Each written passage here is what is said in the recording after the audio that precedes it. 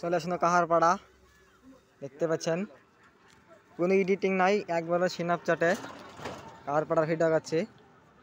Call যাচ্ছে দেখেন, একবারে নদীর ওপর দিয়া খুব খুব রিক্সার ভিডিও বানাচ্ছি। দেখুন একবারে নিচে, মোবাইল কিন্তু পড়ে গেলে শেষ। দেখেন বাংলাদেশ, সামনে বাংলাদেশ দেখতে পাচ্ছেন, গাছটা পরে বাংলাদেশ, আর এটা নদী। দেখেন দেখেন কাহারপাড়া ব্রিজ উচ্চতা এত পর্যন্ত, উচ্চতা বিশাল বিশাল উচ্চতা। কাহারপাড়া ব্রিজের উপরই আছে। দেখুন কাহারপাড়া ব্রিজের উপরই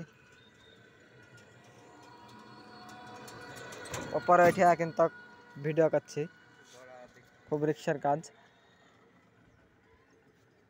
একবারে বড় ব্রিজ কাহারপাড়া। দেখুন পানি কম আছে অবস্থা।